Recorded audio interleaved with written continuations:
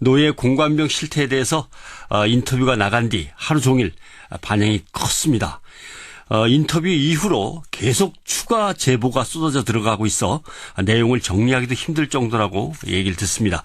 그래서 군인권센터의 임태훈 소장을 오늘 다시 한번 연결해서 군에서 내놓는 해명은 어떤 의미를 갖고 있는 건지, 그리고 지금 새로 들어오고 있는 제보는 어떤 내용들인지 좀 알아보려고 합니다.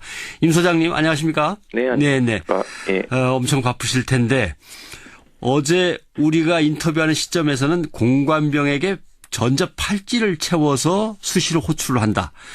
대장 공관에 냉장고가 열대인데 그 열대에 다 넣지도 못해서 상하는 것도 있다. 뭐 이런 정도의 얘기들이 나왔습니다. 또 추가해서 제보가 들어오고 있다고요. 어떤 것들입니까? 예, 저희가 오전에 저희가 출근해서 좀 있다 보니까는 제보가 또 쏟아져서 예. 이게 뭐냐면 이제 전자팔찌 얘기가 나왔는데 이게 충전식인데 배를 누르면 이쪽에서 이제 번호가 뜨게 되어 있거든요. 예. 그래서 위치에 따라서 이제 이 번호가 다릅니다. 1번 뜨면 어디로 가야 되는 뭐 거예요? 예를 들면 2층에서 부르는 거고, 예. 2번 누르면 저쪽 안방에서 부르는 거고, 뭐 이런 거거든요. 그런 제품이 있었습니까? 제품이 있다는 것도 몰랐습니다. 이런 제품이 있다는 거는 이번에 처음 알았어요. 어디에서 쓰려고 만든 제품일까요? 군에서 쓰려고 만든 제품은 아닐 텐데 참. 네, 그래서 호출했는데 안 오니까, 예. 뭐 느려 터진 군뱅이다라고 뭐 욕을 하고, 한 번만 더 늦으면 영창 보내버리겠다고 보고는 남고요. 그게 지금 장군의 이야기입니까? 부인의 이야기입니까? 부인의 이야기. 이 벨은 장군도 같이 사용하는 겁니다. 같이 사용하고. 그러니까 이런 가혹행위는 장군도 같이 했다는 거예요.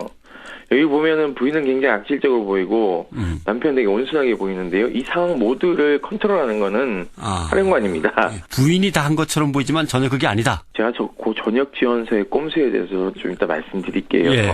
일단은 이렇게 이제 해놓고 막 뛰쳐 올라가니까 이제 호출 벨 있지 않습니까? 벨. 그러니까 본인이 누르는 거, 동그란 거. 예. 그거를 집어 던져버려요. 그래서 공감병이 맞았습니다. 이거 엄밀히 폭행죄입니다. 그리고 자기 아들이 휴가 나왔을 때 부인이 공감병에게 전을 붙여주라고 이제 간식을 챙겨주라고 한 거예요. 부침개를. 예. 공감병이 깜빡한 겁니다. 일이 하도 많으니까. 그랬더니 부랴부랴 늦게 이렇게 전을 붙여서 올라가니까 그거를 본 부인이 늦게 가져왔다고 그 전을 얼굴에다 집어 던져버렸어요. 예. 그 얼굴 폭행했죠. 상상 초월합니다. 그리고 집에 식물이 되게 많대요. 예. 화분 화분 뭐 같은 이렇게 거요. 키우는 것들. 예. 네. 근데 그 관리 제대로 못했다고 발코니에다가 그 추운 날 1시간가량을 가둬놨다고 하더라고요. 이거는 저는 반려견들한테 이렇게 하면 동물학대예요. 처벌받습니다. 근데 도대체 사람인 그 공간을 관리하러 온 공무를 하러 온 병사입니다. 그렇죠. 사실상. 그런데 이런 사람들에게 이런 취급하는 건 저는 좀 이해할 수가 없습니다. 예. 그 교회 가서는 도대체 무슨 기도를 했을까요? 그 부분은 참. 이거는 어떻게 보면 참모총장 되게 해주십시오. 그런 기도. 그럴까요? 그렇겠죠. 예, 왜냐하면 37기 그러니까 박지만 그러니까 박정희 대통령의 아들이죠. 예, 박지만 씨. 그 사람들이 지금 1군 사령관, 2 작전 사령관, 3군 사령관을 하고 있습니다. 그리고 이번 기수가 이제 사실은 이제 육군 참모총장 나갈 기수이기도 하죠. 예. 예, 어떤 분들 댓글을 이렇게 달아놓으시더라고요. 문재인 정부의 적폐다 이러는데요. 이분들 임명하신 분들이 박근혜 대통령이십니다. 예. 생각하시면 안 되고요. 예. 그리고 문제는 모든 분들이 그래도 사성장군이 전역지원서 냈네 이러면서 유사일의 첨이다 이런 식으로 얘기하지만 전역지원서를 제출한 거는 좀 꼼수죠. 왜냐하면 이것은 형사범죄에 속합니다. 직권남용죄에다가 가혹행위에다가 과실수들을 다 따가지고 그렇게 담은 것 자체가 군부대의 물품이니까 사실 그건 절도죄에 해당되거든요. 그렇기 때문에 이 부인도 같이 최순실과 비슷한 공범이죠. 예. 그러니까는 남편이 묵인하에 방조하에 자기의 권력을 사유화했기 때문에 공범입니다. 그러니까 이분은 민간에서 이제 수사를 해야 되는 거죠. 그러니까 형사 피의자가 되어서 수사를 받고 그 결과로 어떤 처벌을 받고 그 다음에 조치를 당하는 게 아니라 자기가 미리 전역 지원서를 내버리면은 명예롭게 그리고 네. 뭐 퇴직금 같은 것도 다 보전이 잘 되나 보죠. 그러면 네. 그저께 이런 얘기를 했어요. 자기 부덕의 소치다라고 하면서 전역 지원서를 냈습니다. 그랬던 분이요. 하루가 지나자마자 어떻게 본색이 드러나냐면요. 자기 부하인 정훈공보 참모를 동원해서 사령관이 계속되는 군인권센터의 발표에 대해 침묵하는 것은 자중하는 것이지 사실을 인정하는 것이 아니다라는 입장을 밝히면서 국방부 감사에서 모든 의혹을 소상히 밝힐 것이다라는 호언장담을 하기 시작합니다. 그러니까 이게 사건 폭로 직후 전역 지원서를 제출하고 군의 명예를 훼손했다는 점에 대해서 사죄하던 모습과는 사뭇 다른 태도인데요.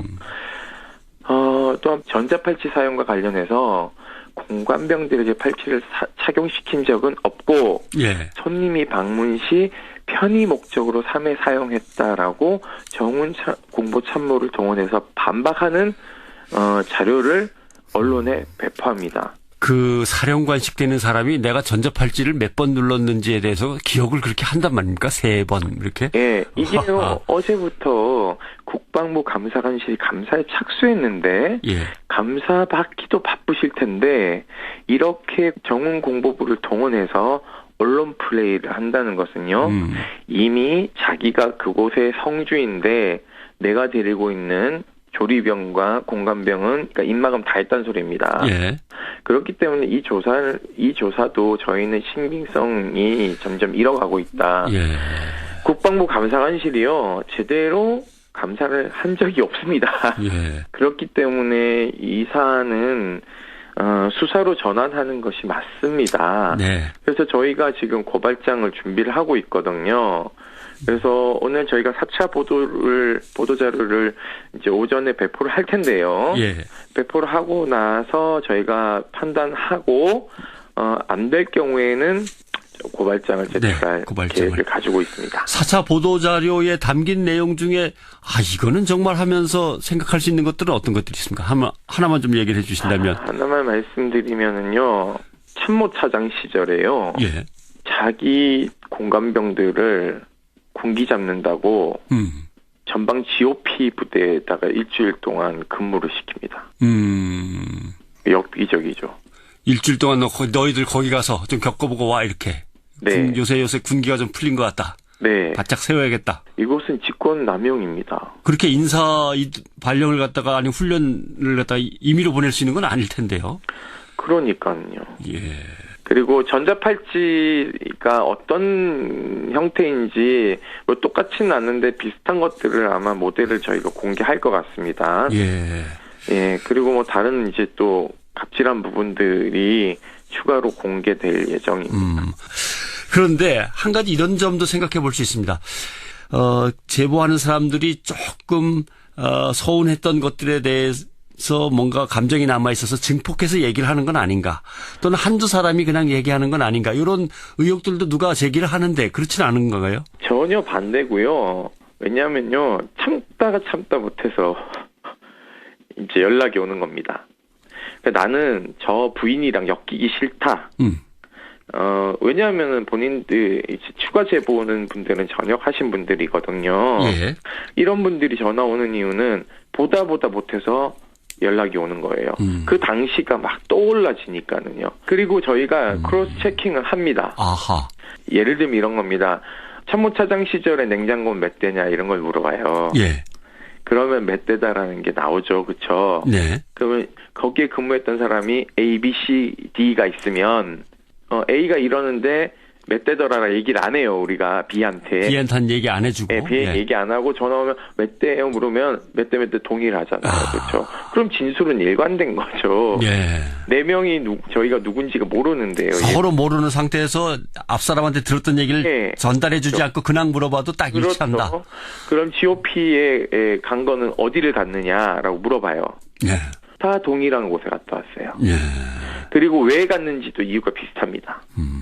그렇다면은 제보의 진술은 신빙성을 넘어서 매우 증거 능력이 있는 거죠. 네. 이 같은 경우에 법정에서 증거로 채택을 합니다. 알겠습니다. 근데 공관변 보직을 없앤다. 민간인으로 바꾼다. 이 문제는 뭐 충분히 할 수 있는 문제라고 생각하십니까? 예, 뭐 저는 없애는 게 맞다고 생각하고요. 왜 필요한지 모르겠습니다. 예. 그냥 월급 많이 받으시니까 가사 도움 있으시면 되고요. 가사 노동에서 장군들도 좀 뭐 같이 부인하고 이렇게 가사 노동 하시고 뭐 필요한에 따라서는 계약을 하는데 문제는 거기가 군사보호 시설이기 때문에 그렇죠. 신원 조회 같은 걸 해야 돼요. 그런 것들을 육군 본부에서 일괄적으로 해주고 그분들을 배치해주면서 월급은 중앙경리단에서 따로 그 월급만큼 빼고 장군에게 월급을 지급하면 되죠. 아하, 예. 어쩌면 위관, 영관 그리고 장성을 거치면서 당사자들과 그 부인들은 서로 계급으로 누르고 권위주의에 아주 쩔어 있었다. 이런 모양이니까 결국 대한민국 국군 전체를 갖다 제품이 있다는 것도 몰랐습니다. 이런 제품이 있다는 거는 이번에 처음 알았어요. 어디에서 쓰려고 만든 제품일까요? 군에서 쓰려고 만든 제품은 아닐 텐데 참. 네, 그래서 호출했는데 안 오니까 예. 뭐 느려 터진 군뱅이다라고 뭐 욕을 하고 한 번만 더 늦으면 영창 보내버리겠다고 보고는 남고요. 그게 지금 장군의 이야기입니까? 부인의 이야기입니까? 부인의 이야기죠. 이야기. 이 벨은 장군도 같이 사용하는 겁니다. 같이 사용하고. 그러니까 이런 가혹행위는 장군도 같이 했다는 거예요. 여기 보면은 부인은 굉장히 악질적으로 보이고 남편은 되게 온순하게 보이는데요. 이 상황 모두를 컨트롤하는 거는 사령관입니다. 예. 부인이 다 한 것처럼 보이지만 전혀 그게 아니다. 제가 그 전역 지원서에 꼭 채워서 수시로 호출을 한다. 대장 공관에 냉장고가 10대인데 그 10대에 다 넣지도 못해서 상하는 것도 있다. 뭐 이런 정도의 얘기들이 나왔습니다. 또 추가해서 제보가 들어오고 있다고요. 어떤 것들입니까? 예, 저희가 오전에 저희가 출근해서 좀 있다 보니까는 제보가 또 쏟아져서 예. 이게 뭐냐면 이제 전자팔찌 얘기가 나왔는데 이게 충전식인데 배를 누르면 이쪽에서 이제 번호가 뜨게 되어 있거든요. 예. 그래서 위치에 따라서 이제 이 번호가 다릅니다. 1번 뜨면 어디로 가야 되는 뭐 거예요? 예를 들면은 2층에서 부르는 거고, 예. 2번 누르면 저쪽 안방에서 부르는 거고, 뭐 이런 거거든요. 그런 제품이 있었습니다.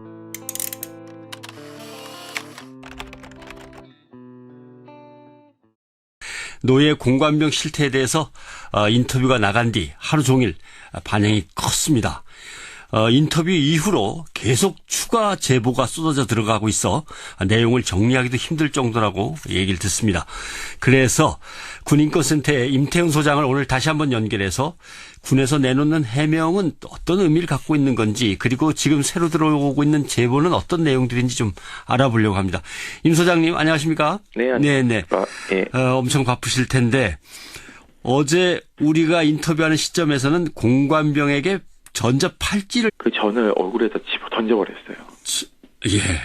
그 얼굴 폭행했죠. 상상 초월합니다. 그리고 집에 식물이 되게 많대요. 예.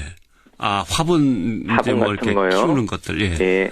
근데 그 관리 제대로 못했다고 발코니에다가 그 추운 날 1시간가량을 가둬놨다고 하더라고요. 이거는 저는 반려견들한테 이렇게 하면 동물학대예요. 처벌받습니다. 근데 도대체 사람인 그 공간을 관리하러 온 공무를 하러 온 병사입니다. 그렇죠. 사실상. 그런데 이런 사람들에게 이런 취급하는 건 전 좀 이해할 수가 없습니다. 예. 평소에 대해서 좀 이따 말씀드릴게요. 예. 일단은 이렇게 이제 해놓고 막 뛰쳐 올라가니까 이제 호출 벨 있지 않습니까? 벨. 그러니까 본인이 누르는 거, 동그란 거. 예. 그거를 집어 던져버려요. 그래서 공감병이 맞았습니다. 이거 엄밀히 폭행죄입니다. 그리고 자기 아들이 휴가 나왔을 때 부인이 공감병에게 전을 붙여주라고 이제 간식을 챙겨주라고 한 거예요. 부침개를. 예. 공감병이 깜빡한 겁니다. 일이 하도 많으니까. 그랬더니 그 부랴부랴 늦게 이렇게 전을 붙여서 올라가니까 그거를 본 부인이 그 늦게 가져왔다고